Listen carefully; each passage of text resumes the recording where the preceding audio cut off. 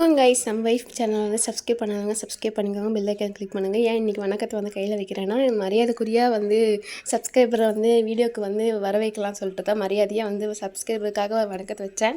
சரி வாங்க வீடியோக்குள்ளே போகலாம். இன்றைக்கி என்ன பார்த்தீங்கன்னா, என் லைஃப்பை பற்றி தான் கேட்க போகிறீங்க. ஏன் இன்றைக்கின்னு பார்த்து லைஃப்பை பற்றி கேட்குறீங்க சொல்கிறீங்க அப்படின்னு வந்து பல பேர் மைண்டில் ஓடலாம்.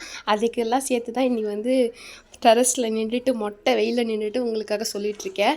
11th 12th வந்து பார்த்திங்கன்னா நான் வந்து கவர்மெண்ட் ஸ்கூலில் தான் படித்து முடித்தேன். அது இல்லாமல் காலேஜ் வந்து ப்ரைவேட் காலேஜில் தான் முடித்தேன். எல்லாத்துக்கும் படித்து முடித்தோடனே வேலை கிடைச்சிரும். ஆனால் எனக்கு வேலை கிடைச்சும் என்னால் போக முடியல.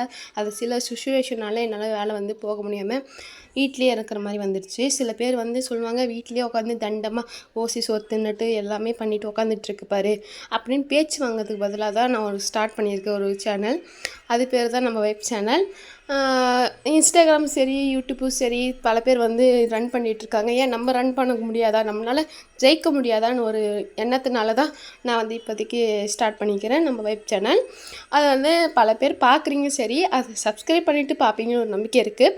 உங்கள் வீட்டு பிள்ளையா சரி, உங்கள் வீட்டு ஃப்ரெண்டாகவும் சரி, எனக்காக இன்ஸ்டாகிராம் வீடியோஸ் போடுறேன்.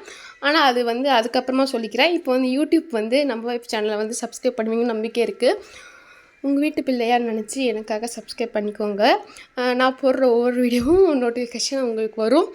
இந்த நான் பேசுகிறது உங்களுக்கு ரொம்ப ரொம்ப பிடிச்சிருந்தால் மட்டும் போதும், லைக் மட்டும் போட்டுக்கோங்க. இன்றைக்கி என்ன அப்படின்னா, மாடியில் வந்து நின்று பேசும்போது தான் எனக்கு ரொம்ப சந்தோஷமாக இருந்துச்சு. வீட்டிலே உக்காந்துட்டு வந்து அவங்க பேசுனதும் சரி, பக்கத்து வீட்டுக்காரங்க எதிர்த்து வீட்டுக்காரங்க பேசுனதும் தான் மைண்டில் வந்து போயிட்டே இருந்துச்சு. வீட்டிலே சும்மா உட்காந்துட்ருக்காங்க. யார் சொல்கிற பேச்சும் காதில் வாங்கிக்காமல் இருந்தாலே நம்ம வாழ்க்கையில் ரொம்ப சந்தோஷமாக இருக்கும். நாளைக்கு ஒரு நல்ல வீடியோ பார்க்கலாம்.